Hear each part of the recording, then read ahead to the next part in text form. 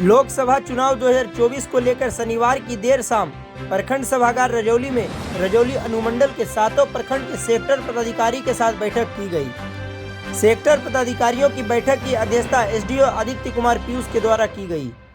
Sector पदाधिकारियों की इस बैठक में लोकसभा चुनाव 2024 के बारे में एसडीओ ने बताया कि इस बार चुनाव में पीसीसीपी नहीं रहेगा, इसलिए सेक्टर पदाधिकारी की भूमिका और भी बढ़ जाती है।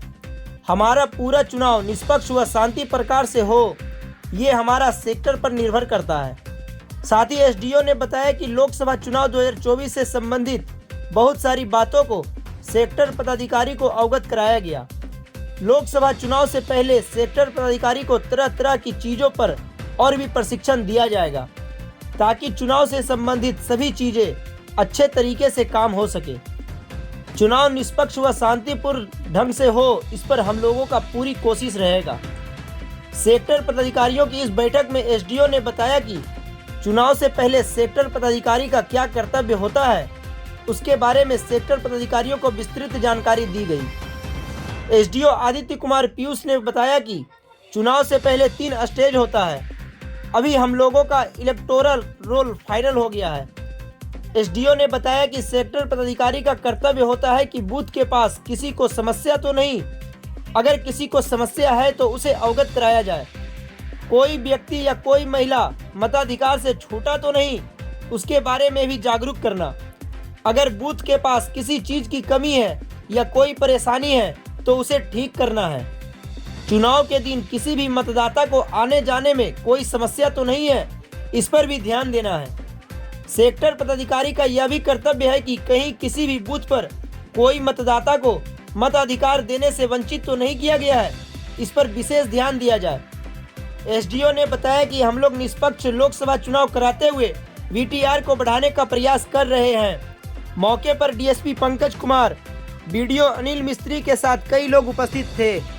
आगामी लोकसभा चुनाव के मद्देनज़र जो है आज सेक्टर पदाधिकारियों की बैठक की गई। जैसा कि आप लोग अवगत होंगे, इस बार इलेक्शन में जो है पीसीसीपी नहीं रहेगा, तो सेक्टर पदाधिकारी की भूमिका जो है और भी बढ़ जाती है और हमारा पूरा इलेक्शन फेयर और पीसफुल तरीके से इलेक्शन हमारा सेक्टर की काबिलियत पर डिपेंड करता है। इसलिए आज इन लोगों को जो है बहुत सारे इलेक्शन रिलेटेड जो है बातों से अवगत कराया गया और आगे भी इन लोगों का प्रशिक्षण और दिया जाएगा तरह तरह की चीज़ों पर, ताकि जो है इलेक्शन रिलेटेड जो भी चीज़ें बहुत बढ़िया से काम हो सके, इलेक्शन जो है पीसफुल और फेयर तरीके से हो, ये हम लोग का फोकस है।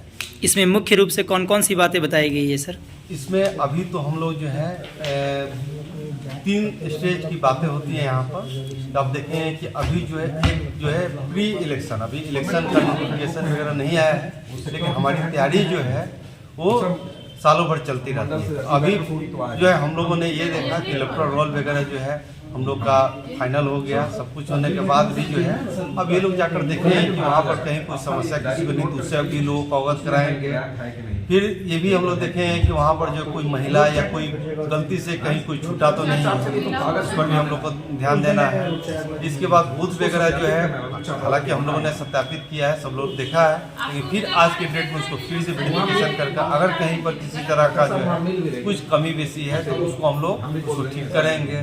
तो ये हम लोग का पर्पस है। इलेक्शन के दिन जो है कहीं जाने में कहीं किसी तरह की कोई दिक्कत नहीं हो, ये भी ध्यान देना है। और इसके अतिरिक्त हम लोग ये भी पुराना जो इलेक्शन हुआ है उसका डाटा और अभी के डाटा से ये देखने की कोशिश करते हैं कोई वल्नरेबल सेक्शन तो नहीं है, कोई ऐसा पॉकेट तो नहीं है जहाँ पर जो है लोगों को मताधिकार देने से वंचित तो नहीं किया गया है। तो ये भी हम लोग का ध्यान है और ओवरऑल जो है हम लोग जो है निष्पक्ष इलेक्शन कराते हुए वीटीआर को बढ़ाने के लिए प्रयास कर रहे हैं। ठीक है।